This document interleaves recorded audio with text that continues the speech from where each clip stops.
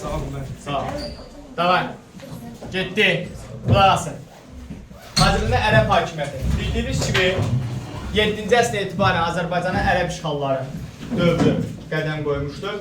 Bu dövrdə biz əvvəl dərsə keçdik ki, Azərbaycanda ərəblər 630-cu illərdən etibarən Sasani dövlətinin üzərinə getməklə Azərbaycanın işğalına başlayacaqdı və bu dövrdə 7-ci əsrdən etibarən ərəblər Azərbaycana hücum elədiyi dövrdə elə Xəzərlərlə müharibə aparacaqdı. Xəzərlərlə müharibə Ərəb xilafətinin təqribən 200 ilə kimi davam etmişdir. 8-ci əsrin sonlarına kimi davam etmişdir. 7-ci əsr Ərəb-Xəzər döyüşlərinə baxdığımızda 643-cü il 1-ci Bələncər döyüşüdür. Bu döyüşdə ərəblər məğlub olur və onların Dərbətdən şimala getməsinin qarşısı alınır. Həm də bu Şərqi Avropa yürüşün qarşısını alınır.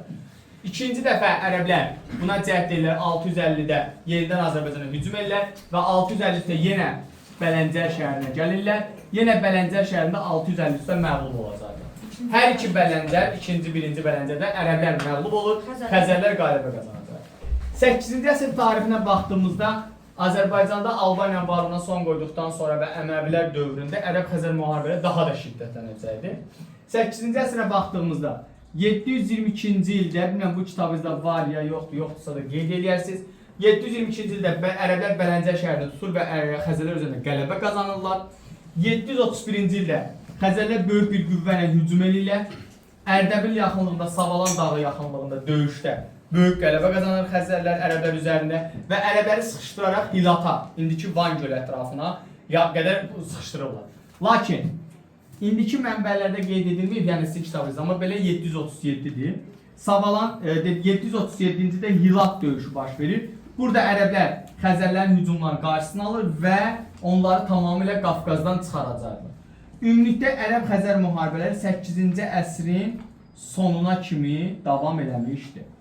Azərbaycanda ərəblər hakimiyyətə gəldikdən sonra, yəni ərəblər Azərbaycanı tutduqdan sonra, bir də Xəzər müharibələrinin başa çatdıqdan sonra sabitlik dövrünə qədəm qoyulur. Həm də bu dövrdə artıq Azərbaycanda idarəetmə sistemi yaratmağa başlanır.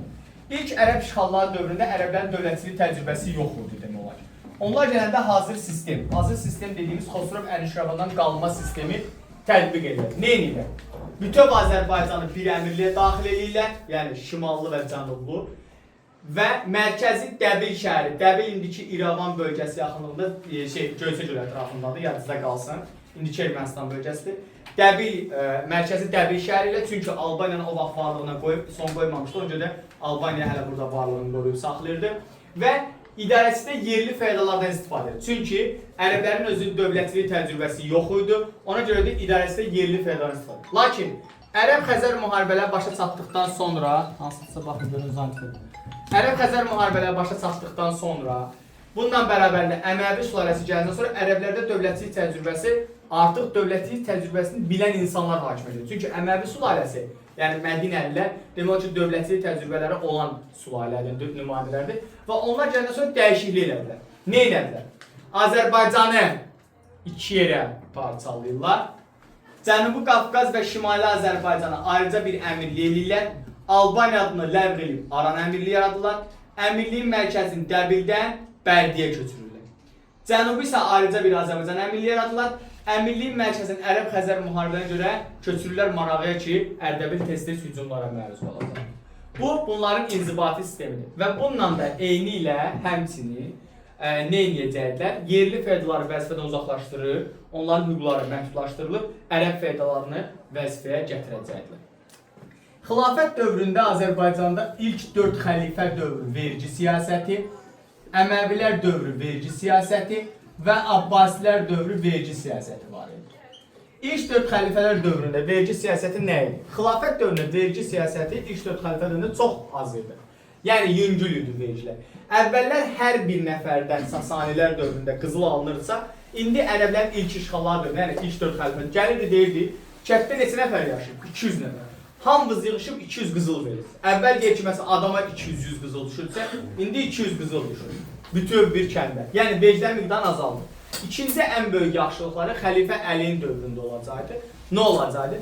Xəlifə Əliyin dövründə də belə olur ki, kəndli əkmədiyi torpağa görə vergi ödəməyəcəkdir. Bu isə vergilərin miqdarı daha da azaldacaq. Çünki kəndlinin adına 5 hektar torpaq sahəsi varsa, əgər onun ikisi yararlı, üçü yararsızdırsa, Sasanilər dövründə hamısına görə vergi ödürdü, amma indi vergiləri azaldacaqdır.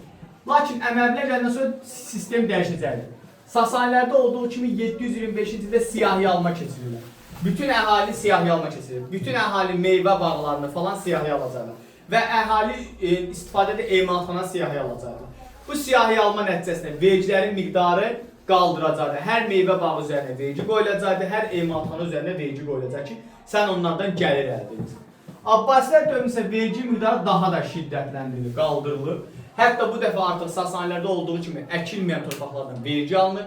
15 yaşına çatmış hər bir şəxs vergini ödəməlidir. Ödəməyənlər isə qula çevriləcəkdir ailəsinə.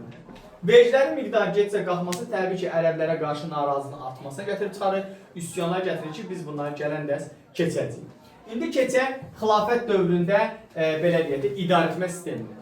Xilafət dövründə idarəetmə sistemində vilayətləri valilər idarə edir. Əmirlər isə vilayətlərdə həm hərbi, həm də mülki işlərə baxır. Qazılar məhkəmə işlərə rəhbərlik edəcəkdir. Amil, vergiyğan məmur hesabı olunacaqdır. Bunlar bölgələri idarə edən dövrləri idarə edir. Xilafət dövründə torpaq mülkiyyət formalarına baxdığımızda divan dövlət torpaqlardır. Gəlirləri birbaşa dövlət xəzinəsinə gedir.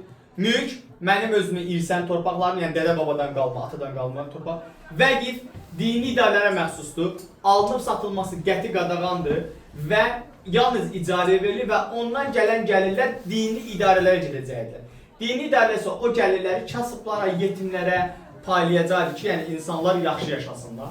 İcma, bütün çox vergilərin üzərinə düşdüyü torpaq mülkiyyət forması və hamının istifadə edən torpaqdır, cəmaət torpaqları deyilir, bunlara fərq yoxdur. İqta, Sasanilərdə Xostakın adını dəyişirəm, nə qoyuram? İqta qoyuram və yenə nə qarşılığında verilirdi? Xidmət müqaviləsi qarşısında veriləcək. İqta iki növ olurdu.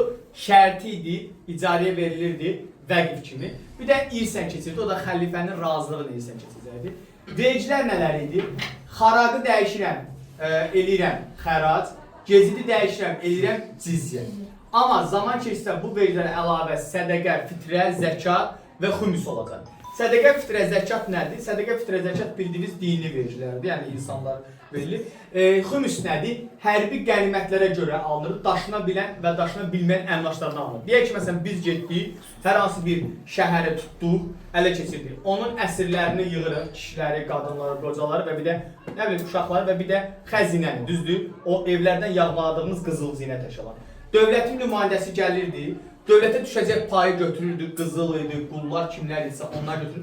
Qalanın isə sərkərdələr öz arasında bölüşdü. Bax, o dövlətə verilən vergi xümus vergisi hesabı olunacaq. Sonra, zəkat sədəqə, ticarəti qaydaya salmaq üçün eləyəcək. Birinci xilafət Bizansı demək olar ki, iqtisadiyyatdan sarsıtmaq üçün İpək yolunu Azərbaycana daşıyacaq. Anadolu və İraq, Suriyadan keçməsin deyə Azərbaycana daşıyacaq. İkincisi isə ticarəti qaydaya salmaq üçün vahid çəki ölçü pul sistemi yaradacaqdır. Bir də əgər ölkə ərazisində yaşayan istəyir müsəlman, istəyir qeyri-müsəlman olsa, ondan hamısına 5%'lik gömrük rüsumu tətbiq olunur. Ölkə xaricində yaşayanlarsa 10%'lik gömrük rüsumu tətbiq olunacaq. Bir də nə edəcək? Köçürmə siyasəti. Xilafət də Sasanilərdə olduğu kimi köçürmə siyasətdə keçirir. Köçürmə siyasəti ən çox Azərbaycanın şimal bölgələrinə, indiki Bərdə, Beyləqan, bu bölgə köçürülürdü. Niyə ən çox şimala? Çünki Dərbənddə gələn hücumların qarşısına alsınlar deyə daha çox şimala köçürürlər. Bir də hansı dini yaymaq istəyirdi? İslam dinini yaymaq istəyəcək. Lakin İslam dini yayması Azərbaycanda biraz asan olacaq.